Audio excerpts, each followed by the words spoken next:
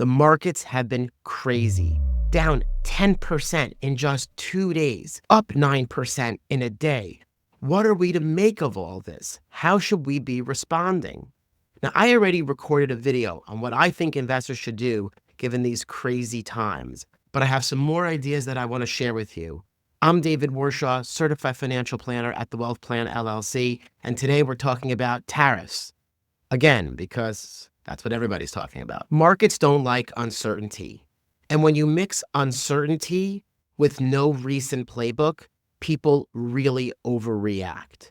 The last time we had a global trade war was back in 1930 with the Smoot-Hawley tariff. So we have no track record. We have no recent experience, no playbook to fall back on. And I think that's why markets are reacting like this. The first event was the 2000 through 2002 dot-com bubble crash. The market lost 49% from its peak in March of 2020 all the way to October 2002. We had a lot of horrible events happen very, very close together. We had the tech bubble bursting, pushing unemployment to 6%.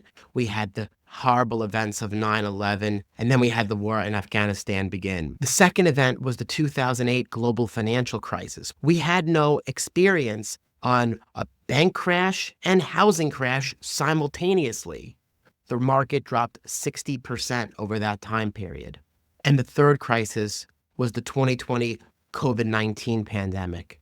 Investors hadn't seen a pandemic since the 1918 Spanish influenza, and the result was the market dropped 34% in 33 days. So the point is, in times of extreme uncertainty, extreme fear where we have no playbook, it is very normal for markets to react like this. And when I say markets, I mean people do foolish things, like sell their most cherished investments. The second point is that there's a quote: history doesn't repeat itself, but it often rhymes. We have seen these types of events in the past. The circumstances change, the characters change. It's almost like a sequel to a movie.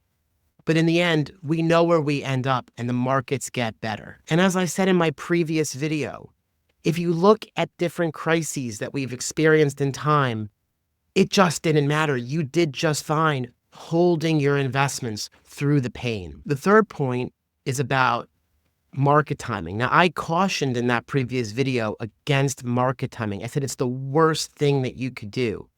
And the reason it's so bad is that you just have to look at the basic math.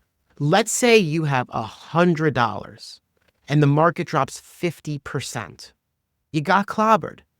So you lost $50. Well, if you want to get your money back, you need to make another $50. So what percent do you need to get even? You lost $50. You lost 50%. Well, you need 100% to break even because 50 is 100% of 50. And in volatile times like this, the best and worst days have clustered together. That's what history has taught us. So to sell now when things are extremely volatile and we're having massive down days and massive up days, it's a big mistake. Do not time the market. The fourth big idea is this term volatility. Everyone is afraid of volatility, but is that true? No, investors actually like volatility. They just don't like the downside volatility. Everybody likes upside volatility when they're making money. And the big idea here is that, look, volatility is part of investing. If you want to catch those good times, right, upwards volatility, you have to be prepared for the downsides as well. Markets go down, markets go up. Going back to 1950, the market has dropped 20% on 11 separate occasions. The fifth and final point that I want to bring to you is more of a philosophical one. When the markets are in turmoil and you're losing money on paper, remember, those are just paper losses. They're not real losses. They change every day. The only way you can make a real loss is by actually selling. Otherwise, it's just numbers that change every day on a statement. But the philosophical point is, who do you want holding your money? Well, you could put it in the bank, earning a little bit of interest, but you're not growing your wealth faster than inflation and taxes can take it away. You are losing money. You don't see it go up and down in these crazy gyrations, but you are losing money over time. Not the best strategy. Now, you could lend money to companies. That's fine. Bonds historically do not do as well as stocks do. Or you could lend money to the government. And the government is what's putting us in this predicament to begin with. Governments around the world are responding in tow. If you don't like what Trump is doing in regards to these tariffs, why would you want to lend money to the U.S. Treasury? That's the government.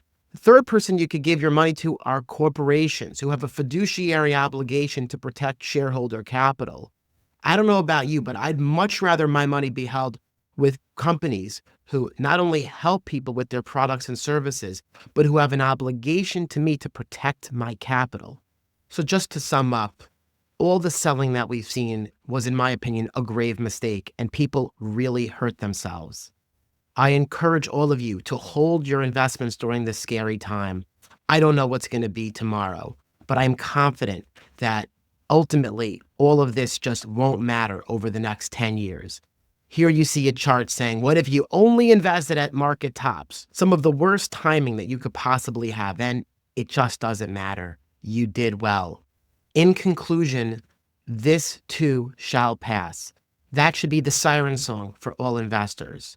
The people that sold made a grave mistake, in my opinion, and I encourage you to hold your investments and ideally buy more if markets continue to drop. Ultimately, what will help investors in this time is to have a proper investment philosophy.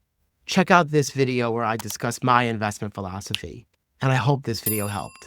Take care. Bye-bye.